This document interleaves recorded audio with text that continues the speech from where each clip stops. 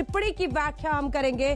क्या यहीं से आगे इस किसान आंदोलन के रूपरेखा की तस्वीर उभर कर आएगी? इसी के साथ हम आपको बताएंगे कि प्रियंका वाड्रा ने आज आखिर ऐसा क्या कह दिया जब वो मृत किसान के परिवार से मिलने गई थी, जिसकी वजह से सियासत फिर से सुलग गई है। हम आपको ये भी दिखाएंगे कि गाजीपुर बॉर्डर पर आज क्या हुआ है। संसद से लेकर सड़क तक किसानों का संग्राम, पूरी रिपोर्ट होगी। लेकिन उससे पहले आइए आपको दिखाते हैं सीधी बात आज तक के खास कार्यक्रम में किसान नेता राकेश टिकैत ने बड़ी बेबाकी से हर सवाल का जवाब दिया है। उसका एक हिस्सा देखिए जो कल रात 8 बजे, आप माफ कीजिए शनिवार रात 8 बजे देखेंगे।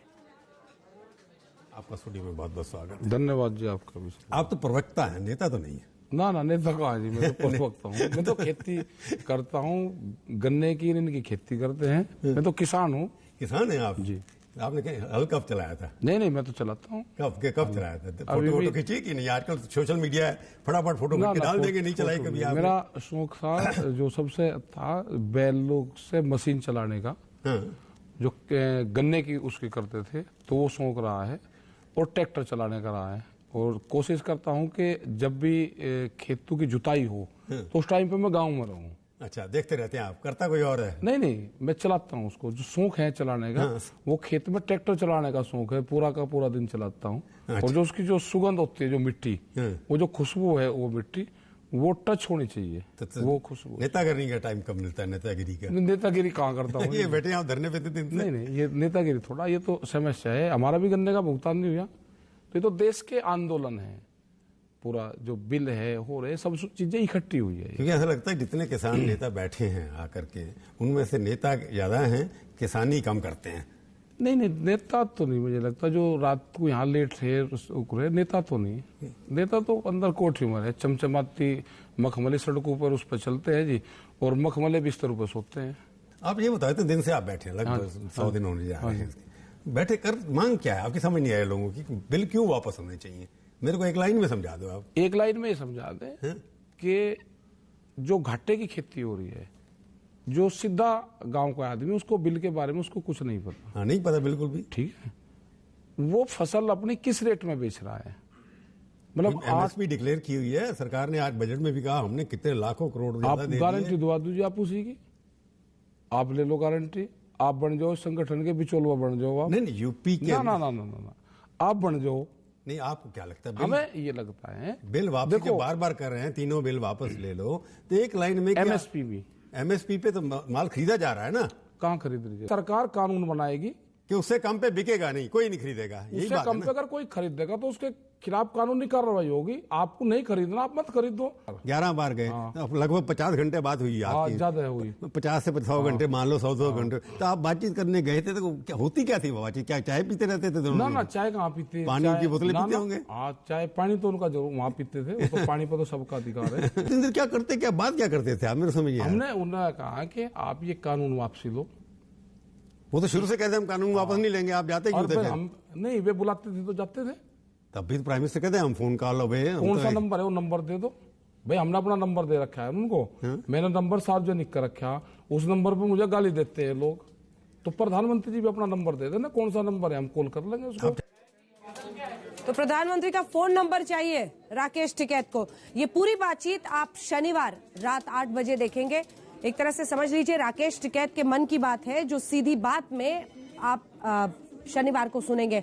इसमें आगे भी बहस का एक हिस्सा हम आपको दिखाएंगे। कई सवाल उनसे पूछे गए, हर सवाल का उन्होंने जवाब दिया है। जो बड़ी बात उन्होंने कही वो यही कि घाटे की खेती हो रही है, वो रुकना चाहिए। देखिए आगे का हिस्सा।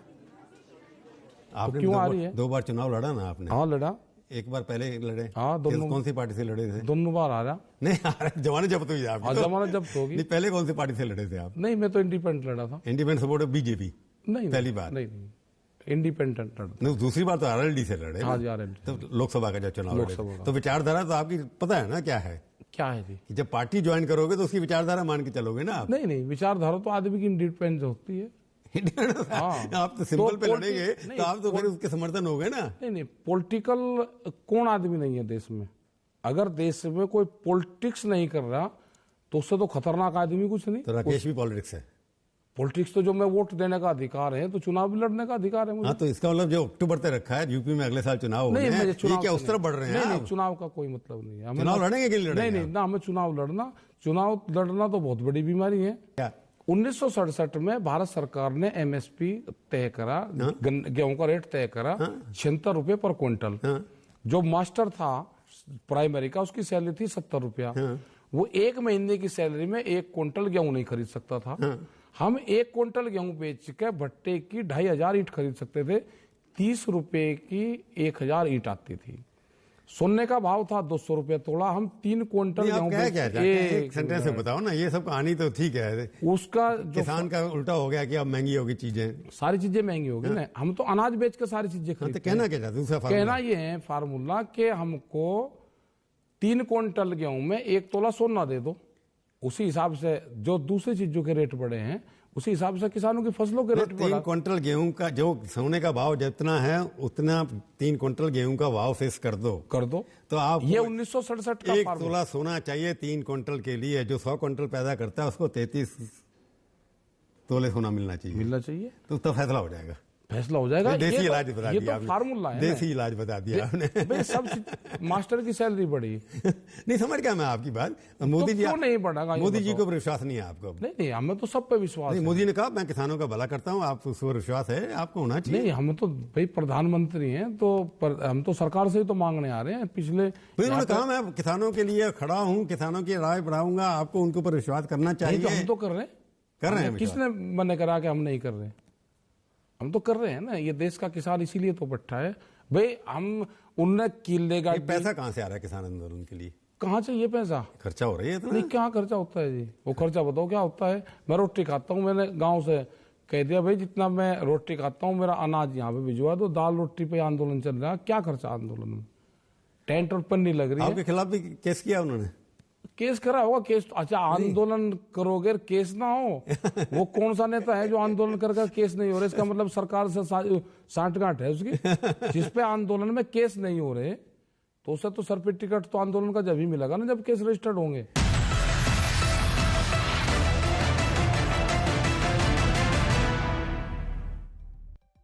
तो राकेश टिकैत के मन की बात सीधी बात में जरूर देखिएगा शनिवार रात 8 बजे आज तक पर। और अब प्रधानमंत्री की बात, क्योंकि आज प्रधानमंत्री ने चौरी चौरा के शताब्दी समारोह के अवसर पर किसानों के मुद्दे पर भी अपने दिल की बात की है। सवाल ये पूछा जा रहा है कि क्या किसानों के इस आंदोलन को खत्म करने का मोदी प्लान तैयार है?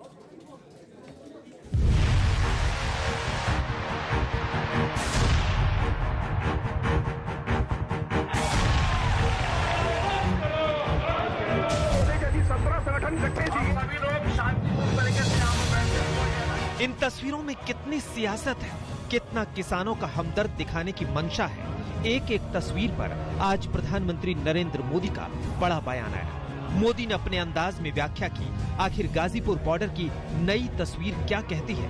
विपक्षी दलों का दस्ता क्यों गाजीपुर बॉर्डर पहुंचा? हरियाणा और पश्चिम यूपी में हो रही महापंचायत का मतलब क्या है? प्रियंका गांधी का ट्रैक्टर परेड में दुर्घटना का शिकार बने मृतक के घर जाना क्या है? चौरी चौरा के महान लोगन का स्वागत। मौका चौरी चौरा कांड के 100 साल पूरे होने का था, लेकिन पीएम मोदी ने किसानों की बात की। दिल्ली के 3 बॉर्डर पर बैठे किसानों को सीधा संदेश दिया। सबसे पहले सुनिए नरेंद्र मोदी ने क्या कहा। हमारे देश की प्रगति का सबसे बड़ा आधार हमारा किसान भी रहा है। चौरी चौरा के संग्राम में तो किसानों की बहुत बड़ी भूमिका थी। किसान आगे बढ़ेंगे, आत्मनिर्भर बने, इसके लिए पिछले 6 सालों में किसानों के लिए लगातार प्रयास किए गए हैं। इसका परिणाम देश ने कोरोना काल में देखा भी है। महामारी की चुनौतियों के बीच भी हमारा कृषि क्षेत्र मजबूती से आगे बढ़ा और किसानों ने रिकॉर्ड उत्पादन करके दिखाया। बाउल खराब ना करें आप। राकेश टिकैत ने प्रधानमंत्री से दखल देने की अपील की थी। प्रधानमंत्री से की गई इस अपील का असर दिखा। मोदी ने मोर्चा संभाल लिया। मोदी ने जो कहा उसकी 5 बड़ी बातें सबसे पहले सुनिए। तभी आपको समझ में आएगा कि किसान आंदोलन को लेकर मोदी के दिमाग में क्या चल रहा है, मोदी क्या सोच रहे हैं। बड़ी बात नंबर 1, किसानों को आत्मनिर्भर बनाने की कोशिश। बड़ी बात नंबर 2, मंडियां खत्म नहीं होंगी और मजबूत होंगी। बड़ी बात नंबर 3, किसानों की आमदनी बढ़ाने पर पूरा ध्यान। बड़ी बात नंबर 4, कृषि मजबूरी नहीं, मजबूत कारोबार बनेगा। बड़ी बात नंबर 5, न्यू इंडिया की बुनियाद में देश के किसान हैं। ये सब कैसे होगा, मोदी ने इसका ब्लूप्रिंट समझाया। मंडियों किसानों के फायदों का बाजार बने, इसके लिए 1000 और मंडियों को इनाम से जोड़ा जाएगा। यानी मंडी में जब किसान अपनी फसल बेचने जाएगा तो उसे और आसानी हो जाएगी, वो अपनी फसल कहीं भी बेच सकेगा। इंफ्रास्ट्रक्चर फंड को बढ़ाकर 40,000 करोड़ रुपए कर दिया गया है। इसका भी सीधा लाभ किसान को होगा। ये सब फैसले हमारे किसान को आत्मनिर्भर बनाएंगे, कृषि को लाभ का व्यापार बनाएंगे। कृषि कानून को लेकर किसानों के मन में अपनी जमीन को लेकर कई सवाल हैं, शक है। आज मोदी ने अपनी नीति और नियत दोनों पर बड़ी बात कही। जो प्रधानमंत्री स्वामित्व योजना की शुरुआत की है, वो भी देश के गांवों के विकास में अहम भूमिका निभाने वाली है। इस योजना के तहत गांव की जमीनों, गांव के घरों का कागज गांव के लोगों को दिया जा रहा है। जब अपनी जमीन के सही कागज होंगे, अपने घर के सही कागज होंगे, तो उनका मूल्य तो बढ़ेगा ही, बैंकों से बहुत आसानी से कर्ज भी मिल जाएगा।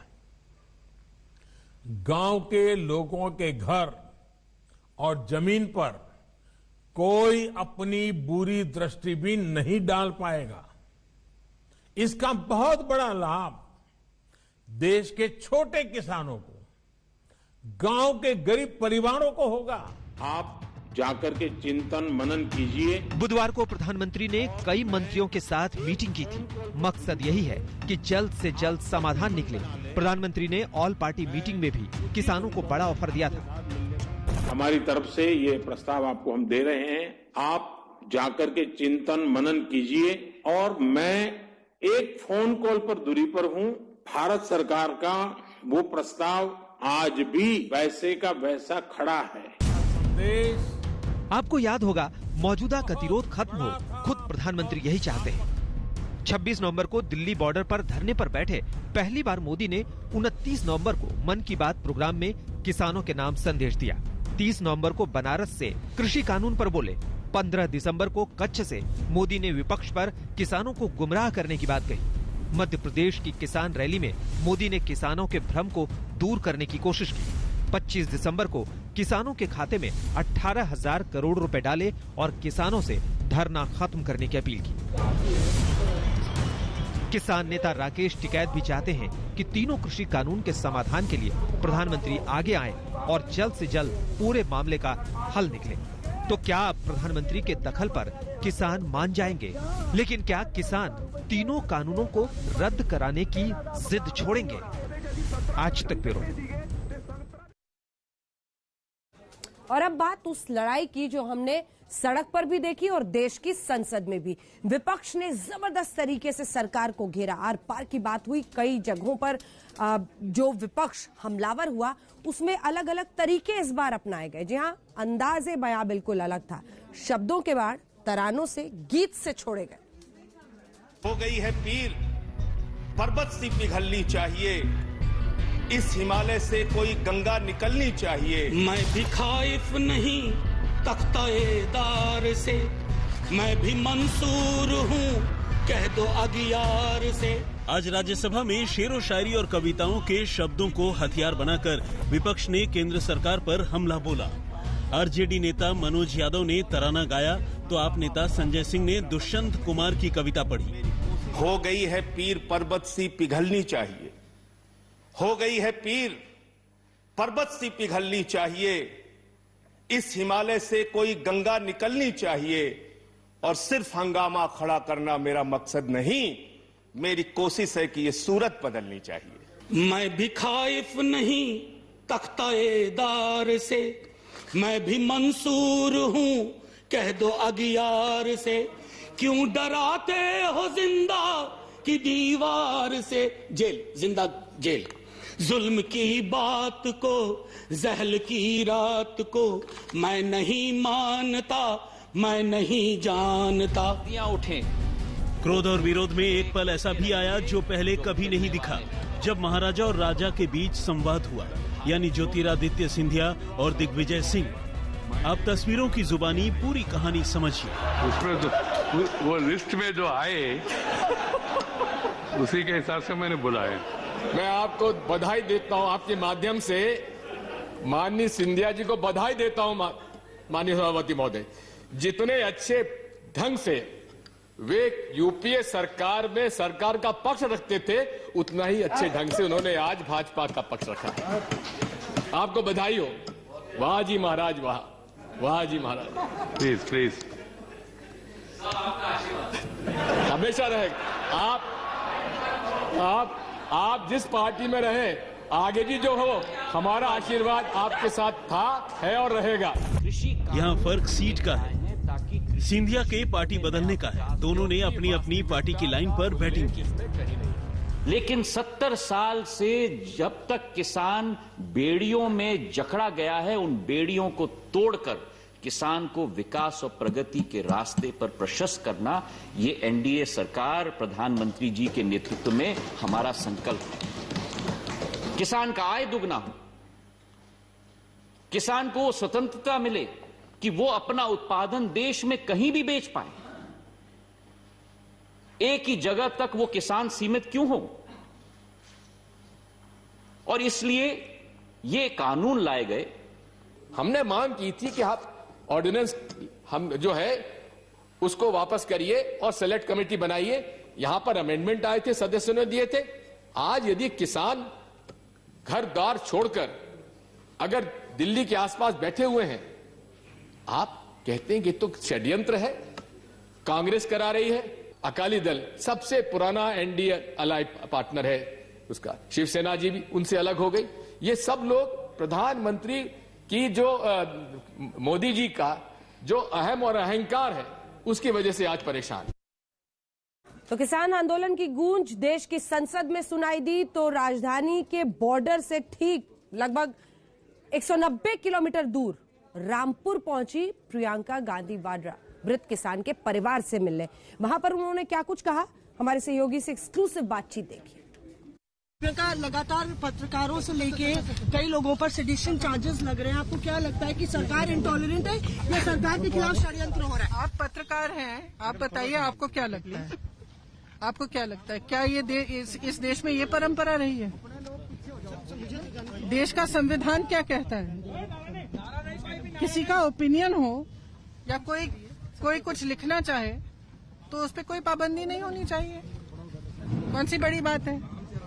उनके दादाजी से आप मिली, क्या उन्होंने कहा, कितने परेशान थे वो? और लगातार हुआ है, उनका दिल टूटा हुआ है, उनके पिताजी का दिल टूटा हुआ है। आप सोच सकती हैं कि कितना दुख हो रहा है उनको। वो न्यायिक जांच चाहते हैं और वो बहुत स्पष्ट कह रहे हैं कि उनको लगता है उन्होंने अपना पोजीशन बहुत क्लियर किया है। जुडिशियल इंक्वायरी चाहते हैं। आप भी मांग करेंगे जुडिशियल इंक्वायरी? बिल्कुल मैं उनका पूरा समर्थन करूंगी, पूरा सपोर्ट पूरा करूंगी। तो यहाँ पे प्रियंका गांधी वाड्रा आज तक से कहते हुए कि नवनीत सिंह के परिवार वाले न्यायिक जांच चाहते हैं और कांग्रेस पार्टी उनको पूरी तरह से समर्थन देगी। एक्सक्लूसिव बातचीत में आज तक से प्रियंका गांधी ने कहा कि सरकार क्या कर रही है ये पूरी दुनिया देख रही है और जिस तरह से सरकार लगातार डराने धमकाने की राजनीति कर रही है वो सरासर गलत है। कैमरा पर्सन संजय के साथ मौसमी सिंह, दिबदिबा गांव आज तक। हम रुक रहे इसी के साथ एक ब्रेक के लिए, लेकिन ब्रेक के उस पार आपको दिखाएंगे राकेश टिकैत के कंधे पर किसकी बंदूक है। राकेश टिकैत से कौन डर रहा है, देखते रहिए आज तक।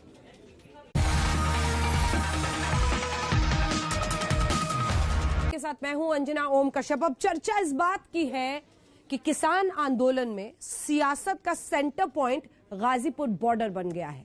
आज 10 पार्टियों के नेता सांसद बॉर्डर पर पहुंचे और बॉर्डर से मोदी की घेराबंदी की।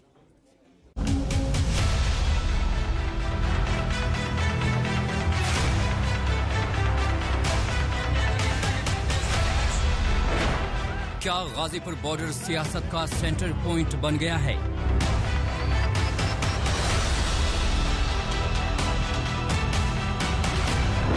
क्या गाजीपुर बॉर्डर से मोदी के खिलाफ जंग छिड़ चुकी है?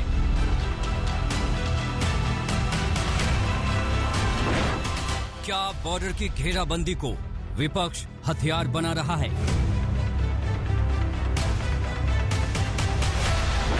क्यों अचानक गाजीपुर बॉर्डर से कीलें उखाड़ी जा रही हैं?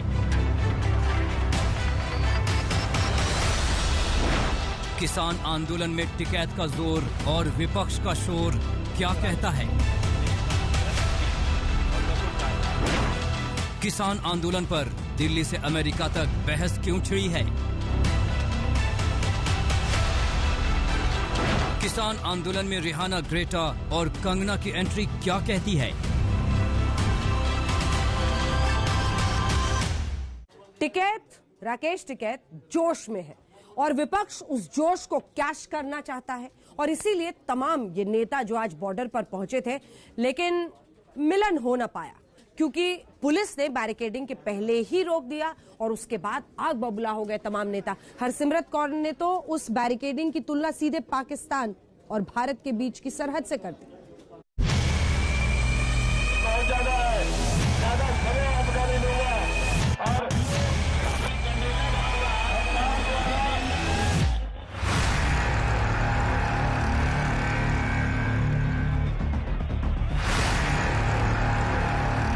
जींद की महापंचायत में राकेश टिकैत का मंच जब गिरा था तो राकेश टिकैत ने एक बहुत बड़ी बात कह दी थी।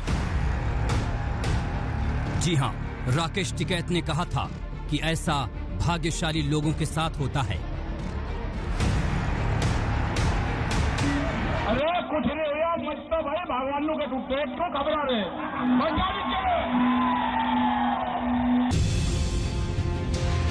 क्योंकि राकेश टिकैत उनके साथ महापंचायत में जुड़ी ताकत का अंदाजा लगा रहे थे और स्टेज का वजन भी तौल रहे थे। इतना ही नहीं, राकेश टिकैत ने महापंचायत के इस मंच से एक और बहुत बड़ी बात कही, वो भी सुनिए। आप लोगों का साथ चाहिए, आप लोगों का साथ चाहिए। दिल्ली अपने आप किलेबंदी दिल्ली न करे। जब राजा डरता है तो किलेबंदी करता है। जब राजा डरता है, जब राजा डरता है, कटीले तार जो हम अपने खेतों में नहीं लगाते वे वहां पर लगाए गए। किले गाड़ी गई और एक किले तो लाल किले के दीवार पे भी गाड़ी गई थी, किले तो गेट पे भी गाड़ी गई थी। कहाँ है वो किला? कहाँ है किले का गेट? उससे किले गाड़ी गई थी, किसान लेकर गया था उसको। कहते हैं वक्त को पलटने में और किस्मत बदलने में देर नहीं लगती। ठीक वैसे ही राकेश टिकैत के साथ हो रहा है। कहां तो लाल किले पर चढ़ाई और ट्रैक्टर परेड में हिंसा के बाद सब कुछ खत्म सा हो गया था, लेकिन टिकैत के आंसुओं की धार ने आंदोलन को एक नई धार दे दी और ये धार ऐसी है कि किसानों से लेकर पूरा विपक्ष राकेश टिकैत के पीछे नजर आ रहा है। पुलिस और प्रशासन को सड़क पर बिछी कीलें उखाड़नी पड़ रही हैं। हालांकि कीलें उखाड़ने के पीछे अलग दलीलें हैं। गाजीपुर बॉर्डर पर इस समय एक अनूठी तस्वीर देखने को मिल रही है। आपको दिखाएं कि किस तरीके से जो यहाँ पर कीलें लगाई गई थी कुछ दिन पहले, उनको हटाया जा रहा है, उनको उखाड़ा जा रहा है। ये यहाँ पर कर्मचारी है। आप कहाँ से आए हो? किस डिपार्टमेंट से हो? किसने भेजा है आपको? किसने भेजा है? मुझे तो खुद नहीं पता, मैं तो दुकान से आया हूँ जी। क्या कहा गया आपको? मुझे कुछ नहीं पता जी। लेकिन हम बात विपक्ष की करेंगे क्योंकि विपक्ष का पूरा कुनबा जाकर गाजीपुर बॉर्डर पर खड़ा हो गया है, क्योंकि गाजीपुर बॉर्डर सियासत का सेंटर पॉइंट बनता हुआ नजर आ रहा है। राकेश टिकैत की पीठ थपथपाने और गाजीपुर बॉर्डर पर लगे कंटीले तारों पर विपक्ष का लामबंद होने के बड़े मायने हैं। विपक्ष टिकैत के कंधे पर बंदूक रखकर मोदी पर निशाना साध रहा है। पिछले चुनाव में बीजेपी का वोट बैंक बन चुके जाट समुदाय को तोड़ने की कोशिश हो रही है। बॉर्डर पर की गई घेराबंदी पर मोदी सरकार को घेरने का पूरा मौका मिल रहा है। पंजाब से लेकर यूपी के किसानों तक हमदर्दी दिखाने का मौका मिल रहा है। गुरुवार को गाजीपुर बॉर्डर पर मोदी के खिलाफ मोर्चाबंदी करने के लिए 8 दलों के विपक्षी नेता एक साथ किसानों से मिलने पहुंचे, लेकिन दिल्ली पुलिस ने सभी विपक्षी नेताओं को पहली ही बैरिकेडिंग से पहले ही रोक दिया। 13 लेवल की बैरिकेडिंग देश की राजधानी में अपने लोगों के बीच। मैं पंजाब से आती हूँ, ये तो मैंने अपने बॉर्डर में पाकिस्तान के साथ नहीं देखा है। वो तो देश के दुश्मन हैं जो वहाँ से निकल के आ जाते हैं। ये बेचारे निहत्थे किसान हैं जो अपनी रोजी, अपनी पेट बचाने के लिए किसान से एक कानून वापस करने की मांग कर रहे हैं। उनके ऊपर आपने ऐसे कर दिया। और वो जो देश वहाँ से आते हैं, आतंकवादी आते हैं जो दुश्मन है, उनका तो एक बार्ब्ड वायर तक मुझे मसा देखने को मिलता है। विपक्षी सांसदों के इस दल ने गाजीपुर बॉर्डर पर पहली दफा कीलबंदी, लोहे सीमेंट की बैरिकेडिंग और तारबंदी देखी तो सीधे मोदी सरकार पर हमले शुरू कर दिए।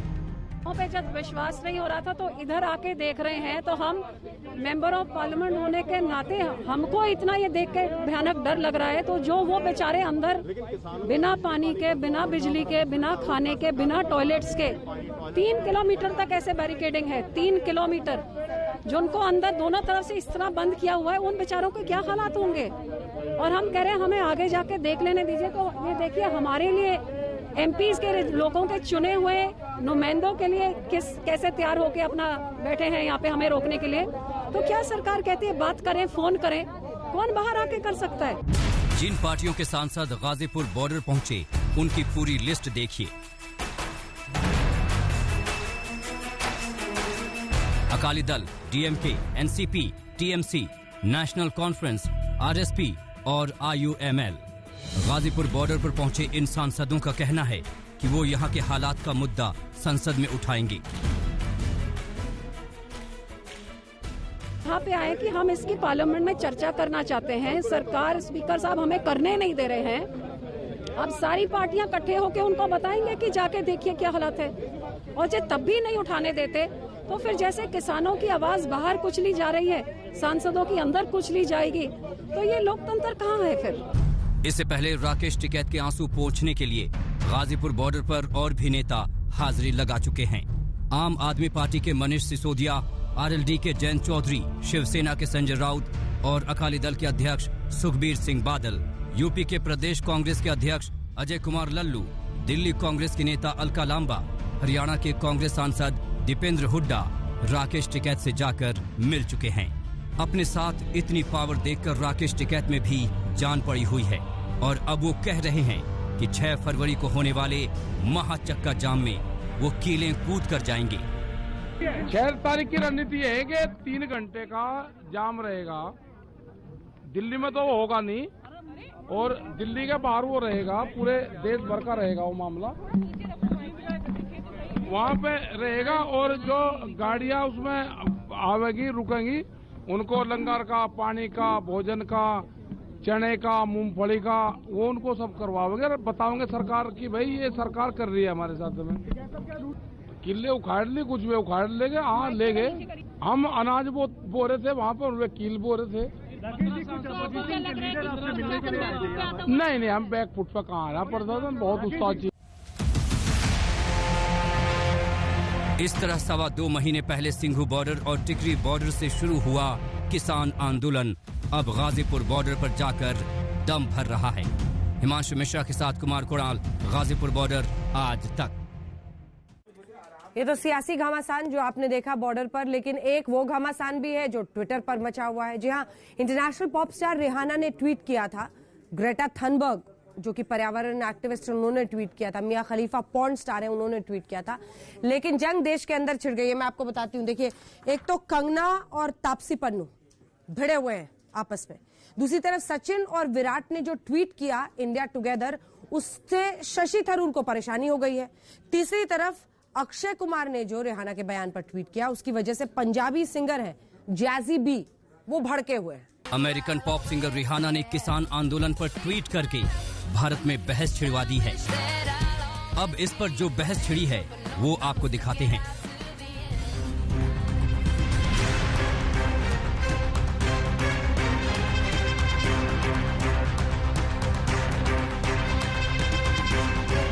रिहाना के ट्वीट पर सबसे पहले कंगना रनौत ने रिएक्ट किया।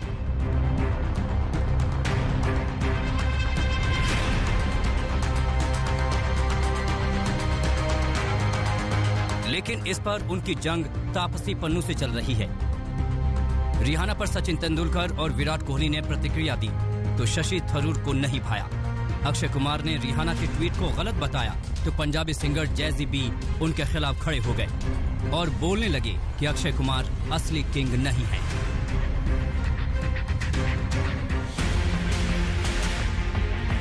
हम आपको बता दें कि तापसी पन्नू ने उन लोगों को प्रोपागेंडा टीचर बनने की सलाह दी है जो किसानों के समर्थन में उतरी पॉप स्टार रिहाना का विरोध कर रही हैं।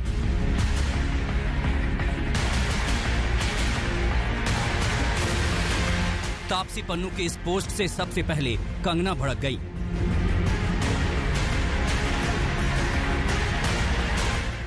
और उन्होंने फौरन ट्वीट कर डाला, तेरी माँ को मैं गाली दूं, ये तेरे भरोसे को झकझोर देगा डम्बो। नेशनल प्लेटफॉर्म पर उनका अपमान करूं? मैं जानती हूँ कि तू अपने प्यार को मजबूत करेगी और कुछ नहीं करेगी। तभी तो तेरे जैसे दूसरों की रोटियों पे पलने वाले पालतू होते हैं, कभी कुछ और नहीं बन पाते। चुप कर अब। कंगना यही नहीं रुकी। कंगना ने तापसी पन्नू को बी ग्रेड और सस्ती कॉपी बता दिया। उन्होंने आगे लिखा, बी ग्रेड लोगों की बी ग्रेड वाली सोच। हर किसी को अपनी आस्था, मातृभूमि और परिवार के लिए खड़ा होना चाहिए। फ्री फंड का सिर्फ खाने वाले मत बने, इस देश का बोझ। इसलिए मैं इन्हें बी ग्रेड कहती हूँ। इन फ्री लोडर्स को नजरअंदाज करें। रिहाना पर जंग के बीच अमेरिका की तरफ से किसान आंदोलन को लेकर एक बड़ा बयान आ गया। अमेरिका ने भारत में बनाए गए तीनों कृषि कानूनों का समर्थन किया, लेकिन ये भी कहा कि किसानों को शांतिपूर्ण आंदोलन का हक है। इस पर भी कंगना से रहा नहीं गया। अमेरिका के इस कदम को लेकर कंगना ने ट्वीट किया, लिब्रू इसे सुने, तुम्हारा बाप गजनी भी तुम्हें बचाने के लिए नहीं आया, भाग गया। अब कंगना रनौत का ये ट्वीट भी खूब वायरल हो रहा है। आपको बता दें कि अमेरिकी चुनाव में जो बाइडेन की जीत के बाद भी कंगना ने उन्हें गजनी बताया था। आज तक ब्यूरो। इसी के साथ हम एक ब्रेक के लिए रुक रहे हैं, लेकिन ब्रेक के उस बार आपको दिखाएंगे किसान आंदोलन में ये टूल किट साजिश क्या है। क्या वाकई विदेश में बैठे लोग आंदोलन को भड़का रहे हैं? देखते रहिए स्पेशल।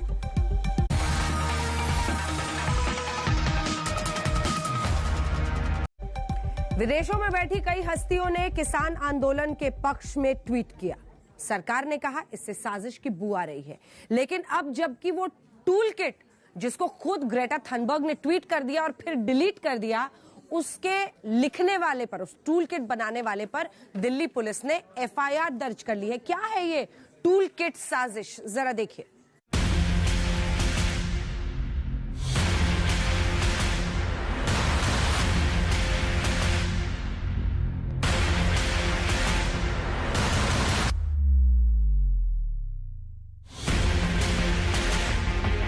अठारह साल की स्वीडिश पर्यावरण एक्टिविस्ट ग्रेटा थनबर्ग की चर्चा देश से लेकर दुनिया में हो रही है।